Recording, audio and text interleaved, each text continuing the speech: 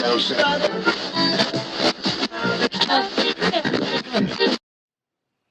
and welcome to my latest vlog. Today's video is going to be all about being a child with sacral agenesis, or a child with a disability. I'm going to be talking a little bit about the operations that I had when I was a child, what it was like for me, or what I can remember what it was like for me as a little girl with sacral agenesis. So if you want to know more about sacral agenesis and my disability, you can check out my previous vlog, which was a bit of an insight into what the disability is. I'll also leave a link below to a blog post that I did on Sacral Agenesis Awareness Day, which will give you a little bit more information as well. So I don't really remember it, but I had my first operation when I was about 6 months old. It was to correct my talipes, or club feet as it's more commonly known. So here is a picture of me with my little casts on here. That was to help correct the club foot. This is my mum holding me. As you can see, I'm a terribly attractive chubby fat baby. I actually have those casts from when I was 6 months old. These are the baby casts that I had on. Mum kept them. They're sort of plaster underneath, as plaster casts are, and then wrapped up in sort of a tubey grip, I suppose it is. And there's one for each foot, and I wore those when I was 6 months old. So that was my first op. I don't remember that at all. Obviously, I was a baby. I don't remember a lot of the things that I did when I was a baby. I'm sure I was a delight though. I'm a delight now, so why wouldn't I have been a delight as a baby? This picture, I'm a little bit older. Again, in my baby cage, or baby's hospital bed as they refer to them. Again, little casts on my teeny tiny feet there. As you can see, I'm coping admirably. I'm still cute despite the casts, so that's good. I've talked about this before, but to keep my feet straight, I used to have to sleep on, or have boots on all the time, but they had a metal bar across the bottom to keep my feet in a good position, to keep my feet, my legs and my hips in a really good position. I found a photo of me wearing them. They are honestly the saddest thing, and I'm so glad I don't remember wearing them. Mum talks about how devastated she was that they made a pretty little baby girl, that my mum used to dress in the most beautiful dresses. I was coordinated. Mum dressed me so well, if you look at old pictures of me. So for my mum to have to then put these boots on her baby, it must have been so hard. So this is me in the boots on the kitchen floor with the cats. I know it does look a little bit like a Childline advert, but I love the cats, and I'm sure I'm not being fed on the floor with them.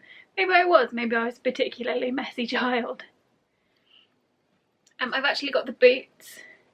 So again, they're so tiny, they're so sad, and they're really heavy. Me just holding them now, I'm surprised at how heavy they are.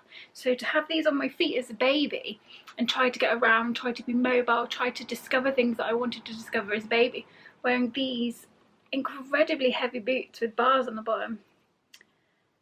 It's a bit, I just can't imagine. I can't imagine what that would have been like for me as a baby. Maybe I wasn't bothered. Maybe babies aren't bothered by that sort of thing. I don't know. But yeah, I can't get over how heavy they are. A huge part of my life has been spent in various orthopaedic boots.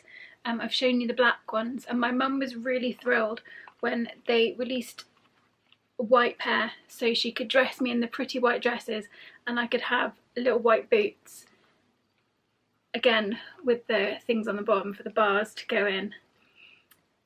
Mum said these came from America. The English options were rubbish. The English options were the black boots. So when she was finally able to get these, she was overjoyed. Again, I mean, they're so tiny, teeny tiny, and they're really heavy. I can't imagine crawling around dragging these two dead weights behind me. As I got older, as I got bigger, the little white shoes got bigger. How cute are they? Cute little boots for a cute little baby. To be fair, I spend a lot of my time now in big chunky boots and dresses, so I think my childhood was just a preemptive for what I wear now. Chunky boots, pretty dresses. I've got some photos of me in the boots. This is me sat at my granny's in a set of the boots. You can see how much my feet turn in. This was before I'd had surgery to correct that. I'm not sure how old I am here. maybe 3, maybe 4, definitely before my brother was born. And so this is at my granny's house. I'm sat on her back porch before she got the conservatory. Yeah, and these are my little boots. This is a picture of me with no shoes on, and again you can see how turned in my feet are. I walked with my feet turned in, and I walked on my tiptoes until I was 6. I got around really well considering though, to be fair, but you can really see how turned in they are. That's a really classic sort of foot position for people with sacral agenesis. This is a picture of me walking, and you can see by the way my stance, that's how I walked. I walked really awkwardly. It was really noticeable. People would stare, I imagine. People stare at me now, so I'm sure they stared at me as a child. But yeah, again in the boots, and you can really see how much my feet turn in and how awkward and difficult it was for me to walk. This is me at the Shire Horse Centre with my dad. I couldn't walk properly. I got carried a lot. My dad refuses to carry me now, which I think is a little bit rude. So this is us at the Shire Horse Centre. Again, pretty big dress, chunky boots, style icon. And how cool is my dad's jacket? He also a style icon. That's where I get it from, I imagine. But yeah, petition to make my dad carry me again. I can't walk very well now. So as I've said, up until I was about 6 or 7, I walked with my feet very turned in and up on my tiptoes. And my knees sort of were out to the side, so if you look down at your legs, your knees are on the front of your legs. Mine weren't, they were on the sides of my legs. All of my feet had to be turned in. So when I was, I think I must have been about 7, because it was after my brother was born. He was born on my 6th birthday, and it was after I was bridesmaid at a wedding for my mum's friend Jane. So I must have been about 6 or 7, because I can remember my brother coming to visit me in the hospital as a baby. So I had both ankles done at the same, both legs done at the same time, and basically they made my feet go flat to the floor, so I was no longer on the tiptoes. They turned my feet outwards and they turned my knees in. Exciting stuff. So here's a picture of me looking terribly forlorn in my hospital bed with my casts on. I can't imagine that that was comfortable in the slightest. That's my doll Lucinda next to me there. I still do this face. I do this face if I want something that no one will buy for me. I do the face 9 times out of 10. I get what I want. Here's another picture of me in the hospital bed. I'm not sure how long I was in hospital for. To my mind, I was in there for ages, but it might not have been. I don't really know. I was very sorry for myself in the hospital though. So the other thing that they did for me whilst I was in hospital, and if I remember correctly, it was the first time they'd ever done it, and it's a bit of a standard since, to put children, little girls, children, put them at ease, make them feel better. I brought my favourite doll Lucinda with me, and Lucinda had an operation as well.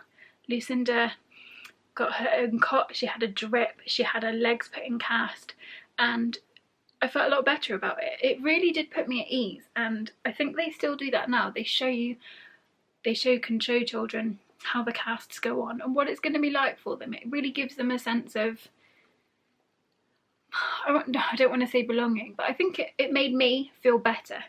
It made me feel a lot more at ease with what was going on. So I've got still Lucinda's casts. These are Lucinda's casts from when she had her foot and ankle surgery. Yeah, so she was in cast, I was in cast. We were doing it together. I got around pretty well in the casts. I don't know if I went back to school. 6 or 7, I'm not sure how much school I missed. I know I missed a lot of school, which really did a number on my maths skills, but we're not going to talk about that. Here's a picture of me and my baby brother. That's Peter there. That's me in the cast. I've often wondered what it was like for my brother growing up with a disabled sister, what it was like for him, and I think I might try and persuade him to do a little video with me where I ask him questions about what it's like to have a disabled sister or a disabled family member. I mean, obviously I'm vastly superior in looks and intelligence, but physically not so much. So I'd be really interested to know what it was like for my brother, what it was like for him to have to deal with a sister that was in and out of hospital, a sister that needed a lot more attention. So hey Pete, let's do this. Here's another picture of me relaxing in the front garden in the casts. Stylish hat there. Honestly, I'm a style icon. I don't remember much about being in the casts when I was 6, but I do remember going to a garden centre with my parents, and it was really hot. It was a very hot summer, and quite a lot of ants got into my cast, which was just delightful. And I can remember when I had the casts removed, we went to Toys R Us after, and I was allowed to pick out My Little Pony, so that was really cool. I was definitely spoiled as a child. I'm still spoiled now. I'm a brat. I'm a total spoiled brat. So I have my casts from when I was 6. They're so tiny. I had the tiniest, shortest legs, because these went up to my knees. I'm just so tiny. They've still got quite faded now, all the well wishes that people wrote on them at the time. This one really says, "I'll be your dog." I'm not sure what that's about, although I did have a lot of little boyfriends who I'd make them play dog because they were all my dogs. They went along with it. Weird, I don't really know. So that, I think, is the left, no, possibly the right cast. I'm not sure. You can see though, the positioning of my feet still wasn't great at the time, and you can see from this, like the shape of the cast, this is where my ankle joint was. I still had very deformed feet despite the operation. And this is the other cast from the other leg. Again, it's got all the writing on it. Got all the writing still. It's a picture of a dog. I don't really like dogs, I like cats, so I don't know why my casts are quite so dog themed, but maybe people were trying to tell me something, I don't know. I can remember having the cast taken off, and I can remember that being my first real experience of that electric saw that they cut the cast with, and it frightened me. And even now, even the most recent time that I've had a cast taken off, late last year, I can remember that fear. I can remember that fear, being a child, convinced beyond all reasonable doubt that that saw was going to cut through the cast and cut into my leg. Not that I would have felt it, I've got no feeling in my feet or legs, but still, there would have been a lot of blood, and it still frightens me now. The noise of it, the smell, the heat, and the way it makes the vibrations in your foot that you can feel when you're having it taken off. It takes me right back to being 6 years old and having those casts taken off. So after that surgery, I had corrective footwear, but I was given sort of boot type corrective footwear to wear to help me walk better. It wasn't great.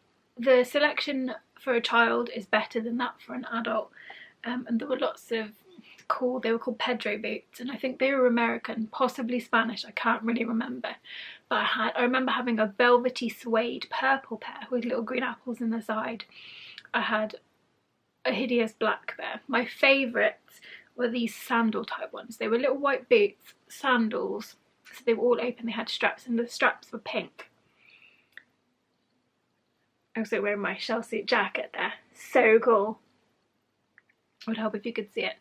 Yeah, so these are the boots that I had to wear. The sandals I didn't really mind, and there are lots of pictures of me wearing the sandals. We'd go on holiday, I'd wear the sandals, because at that time, a little girl, I wasn't really bothered about what I was wearing, what I looked like, and I never really noticed that I was different to everybody else. I can't really pinpoint the point in my life when I realised that I was different. As a child, and as a child that has always had that disability, you've always lived with it. You don't know any different, so you take it as it comes. It is what it is. You get on with your life and you do what you can do, because that's what you've always done. You haven't known any different. But as I started to get older, probably I think the turning point for me was when I hit sort of 10, 11, and I moved to my upper school. I went to a grammar school. I went to an all-girls grammar school, and there's nothing like an all-girls grammar school with a strict uniform policy to really punch it home that you are different. Your shoes are different. Excuse me, I've talked too much. that you look different, you walk different. It really punched at home for me, and since that point I've always been aware that I'm different. I'm always really paranoid that people stare at me. If I walk down the street, I'm really worried that people are looking at me, they're staring at me, they're looking at the way that I walk, and they judge me. Whether they are or not, I don't know, but that's what I feel inside. And that for me started in year 7 when I realised that I was different. When you're just a kid and you're just playing and all your little friends are playing with you, it's a lot less judgy. Children don't judge each other. But when you become a teenager and you start to discover boys and you start to discover makeup and clothes and shoes, that's when people really notice their differences. And I guess it's about embracing those differences. I've never been very good at embracing the differences. That's why I'm trying to do these videos now, to try and champion my own disability and to champion myself, because actually I do really well. I have had this disability, it's all I've ever known, but despite that I do really well. I'm doing really well. That's me trying to convince myself as much as I'm trying to convince you that I'm doing really well. But yeah, growing up with a disability, being a child with a disability, probably isn't that bad. Like I say, kids aren't that judgy, so being at primary school with other little kids, you just get on with it. You don't notice that you're that much different. But when you get to a grammar school who have had their knuckles rapped previously by Ofsted for not doing enough for a disabled pupil, then you get segregated. You get a classroom assistant. You're not allowed to do food technology or design technology on your own. You have to have a special footstool made for you to reach the equipment. It's embarrassing. You have to have someone that goes with you to walk up flights of stairs to carry your bag for you. And as cool as that sounds, that you don't have to carry your own bag and you get to use the special secret lift, it's not cool. It makes you a target and it makes you feel like you are so different.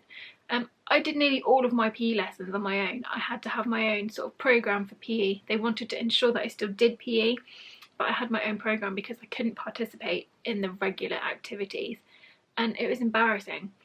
It made me feel isolated. I felt singled out, and I just didn't enjoy it. And I hate school. I hated being at school for those reasons.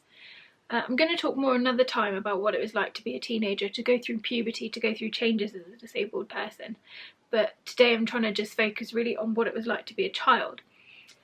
When I was very young, before I could walk, I crawled everywhere. I couldn't walk, sort of, you've seen the boots, it's very hard to walk in the boots.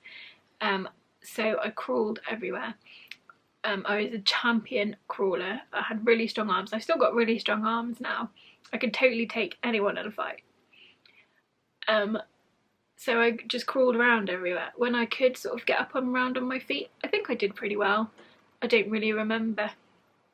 I can remember being ill a lot. I used to get a lot of water infections, a lot of UTIs, and they would make me so ill. I'd be sick for days. I couldn't eat anything, I couldn't drink anything. I would just, my mum used to say that you could tell my face, my skin, I would just go grey. I would look like death.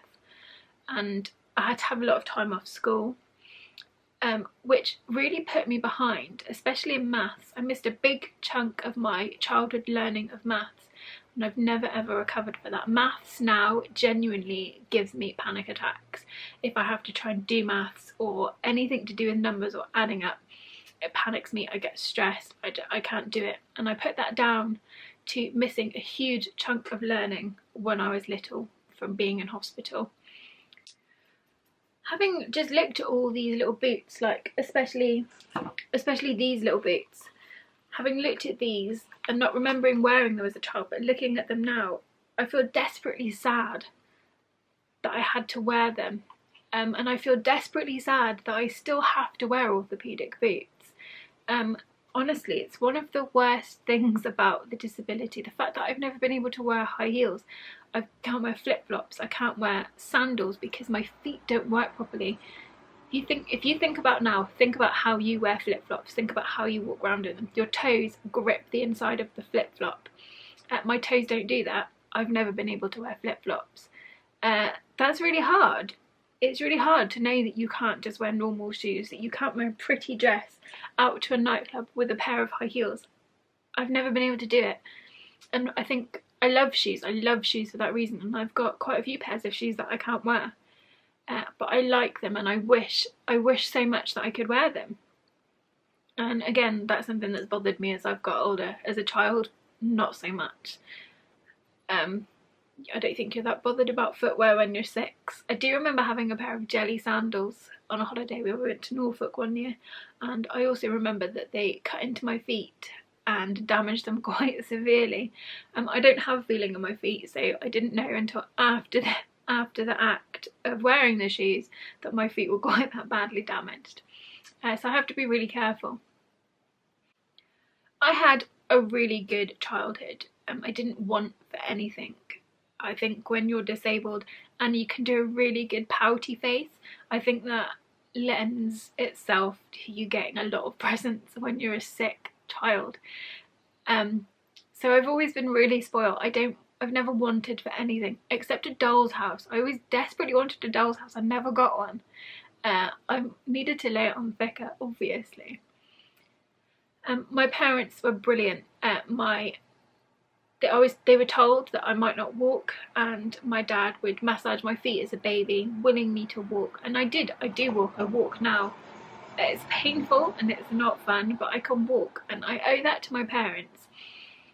I couldn't have been born to two better people equipped to deal with Sacral Agenesis on my behalf, to fight my battles, to fight my corner, and that's made all the difference. Having a mum there willing to shout at doctors and make them cry, and really fight my corner to ensure that I got the best possible treatment and the best deal in life. And I think that's really helped, and that's been really important. And I think that's really helped shape my childhood and shape the person that I am now.